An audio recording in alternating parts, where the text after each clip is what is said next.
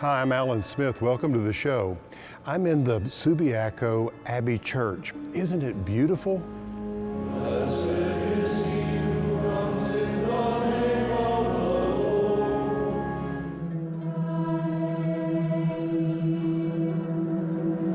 Lord Jesus, you have shown us the way to the Father. Lord, have mercy. Lord, have mercy.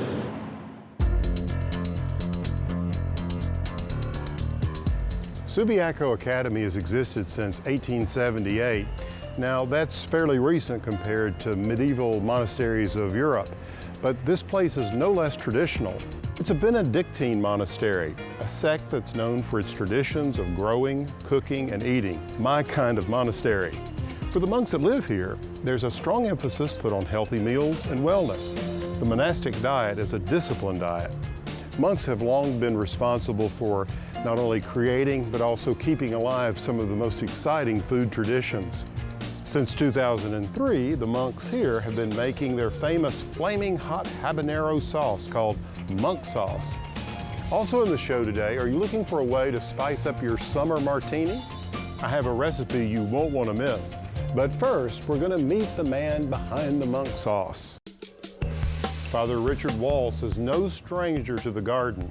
His love for habanero peppers began in South America and followed him to Arkansas. Well, some people say that I am the spiciest monk that there is, but I don't think that's quite true. I'm sure somewhere there's somebody who is a little spicier than I am. Subiaco Abbey is located in northwest Arkansas. This actually started in 1878. There was a train company owned a lot of land in this part of Arkansas, and they wanted people to ride the train, so they went to Switzerland and they asked about having monks come to build a monastery here, and they advertised, come and live in the shadow of a monastery. The train company is long since gone, but the abbey is still here and still thriving.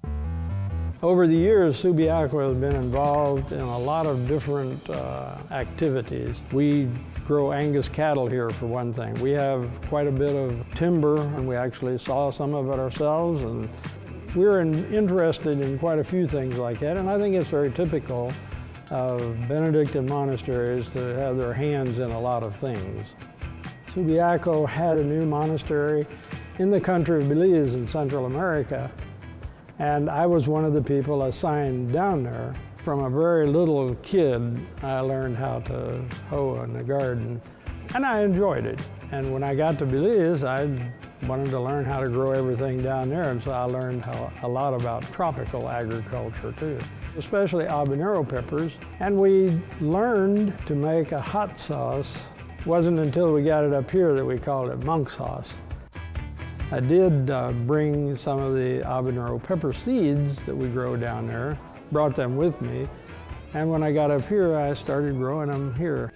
I think monks, all the way from the very beginning, have been very interested in agriculture and agricultural products. So I think it's a very good tradition continuing here in Arkansas.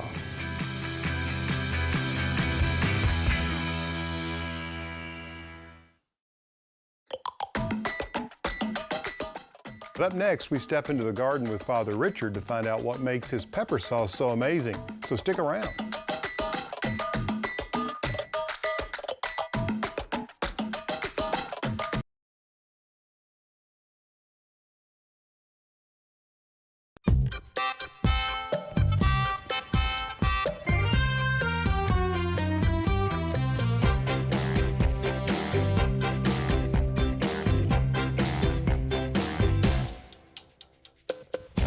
Father Richard, those are absolutely beautiful. The color is stunning. It's a little bit different. Sculptural, almost artistic in their form, each one of them.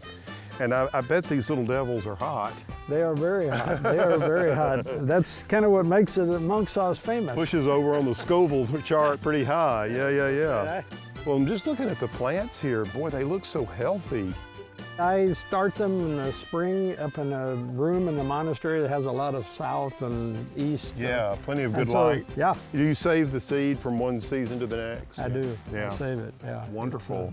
And is this the only variety of pepper you're growing? This is the only one that I'll grow down here. So then they stay pure, so there's not cross-pollination. Exactly. Yeah. I have some different experimental ones like ghost pepper and Trinidad scorpion. There's so many of them to try. But I don't let them grow anywhere around here.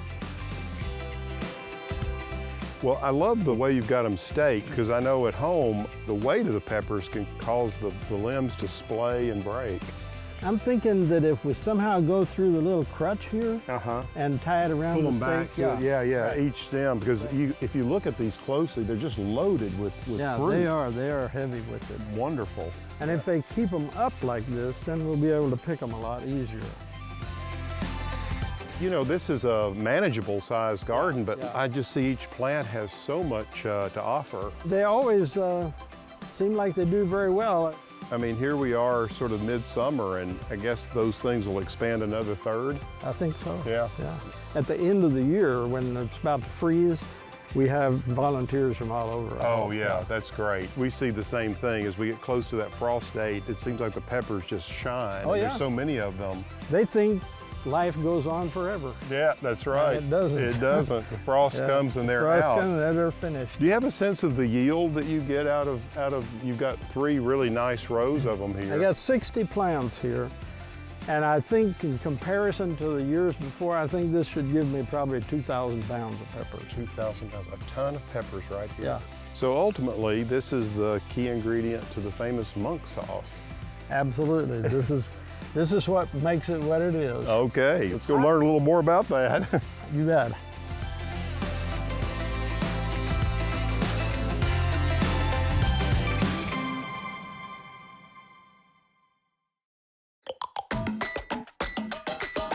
Still to come in the show, I'm headed into the kitchen with Father Richard. But first, here's a quick tip for growing your own habanero peppers this summer.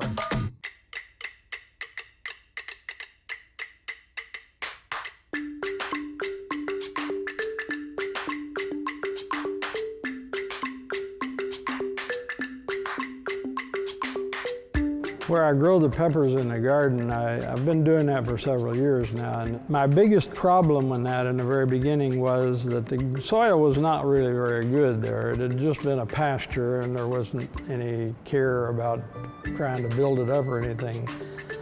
One of the first problems that I faced was that it's on a kind of a slope, and when in the spring it's usually pretty wet. And that would mean that the whole garden, you couldn't do anything with it. So one of the first things that I did is I started plowing onto ridges so that I would end up being able to plant up out of the mud if it was raining too much. And that actually has helped me a lot.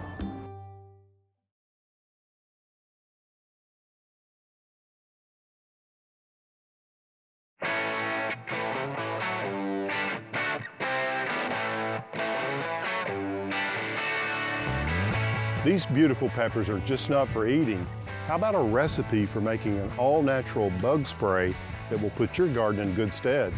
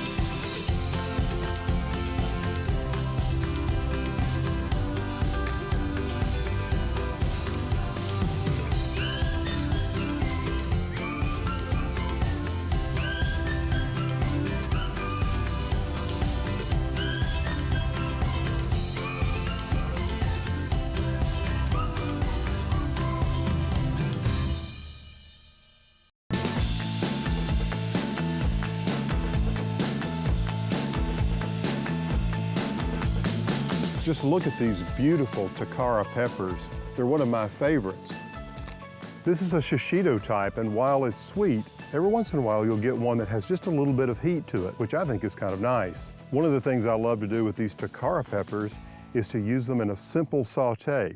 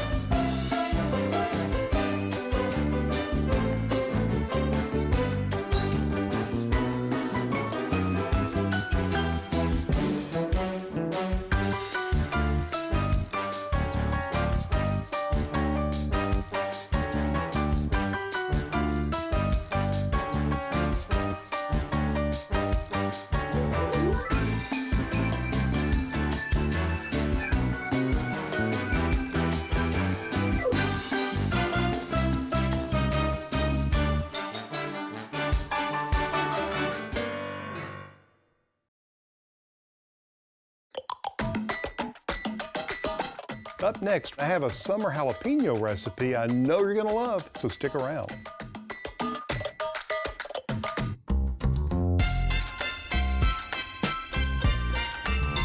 These peppers, I can tell you something about them, that if they are stressed, whenever they are growing, they're a lot hotter.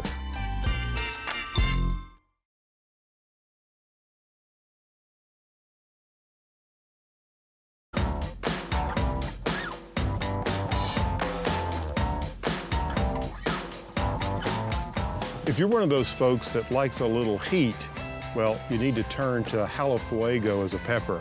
These plants are amazing in terms of the yield, and what you get are these long, smooth, delicious peppers. So with that in mind, let me share one of my favorite recipes.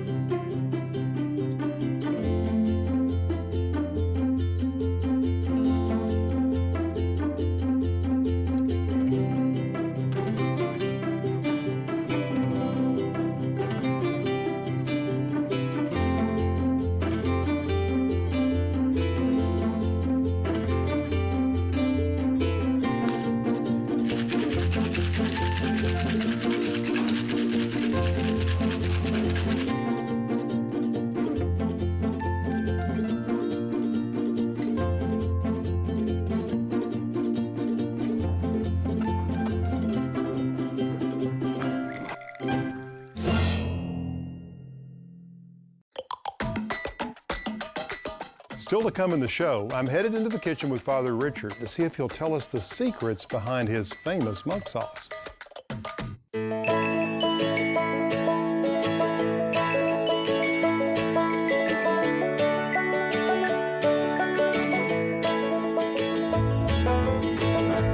One of the best things that you can do is add plant material to the area where you're growing. If you cover the ground around them with straw of some type, it will help to keep the moisture in the ground, but it also helps to keep the weeds down, as you can see. It's very good. I have put, I don't know how many of these humongous big round bales of hay into that area. It does a wonderful job. You don't have to hoe at all, and it helps to build up the soil as well. So I guess that's three things. Probably some more too.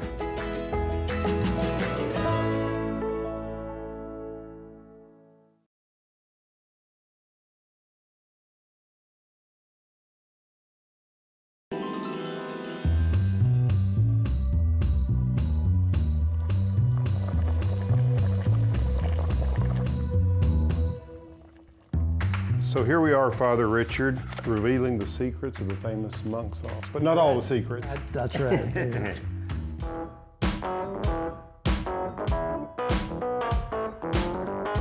They'll get upset with me if I give out the exact recipe. There you go. But you know, we have to have these habaneros and they're beautiful. Absolutely. Now, at home, I like to cut them so they don't blow up when they get hot. Exactly. When you put them and start boiling them in the liquid, they're like a balloon. They puff up, yeah.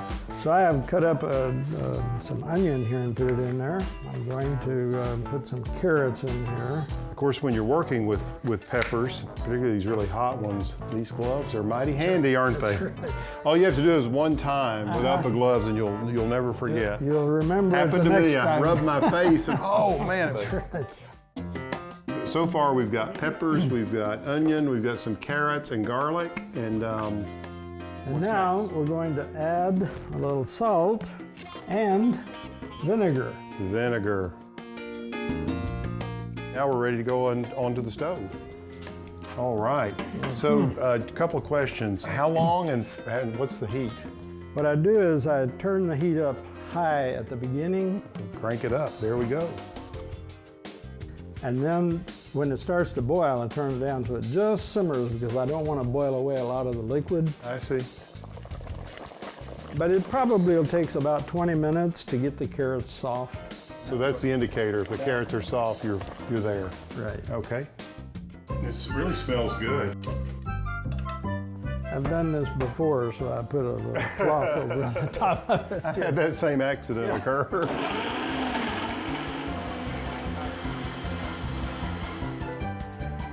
And if it's a little bit too thick, I can add a little vinegar to it. One thing you have to remember is that whenever it is hot like this, it's thinner than whenever it gets cold. That's true. That's true.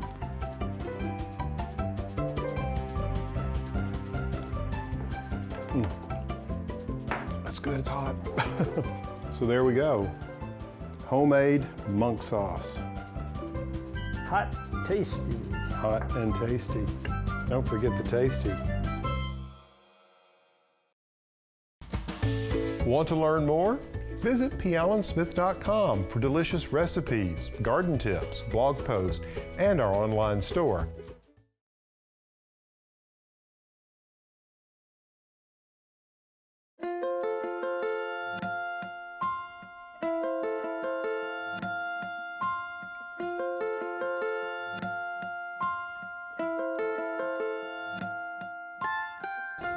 Well, that's all the time we have for today's show. I hope you've enjoyed it as much as I have.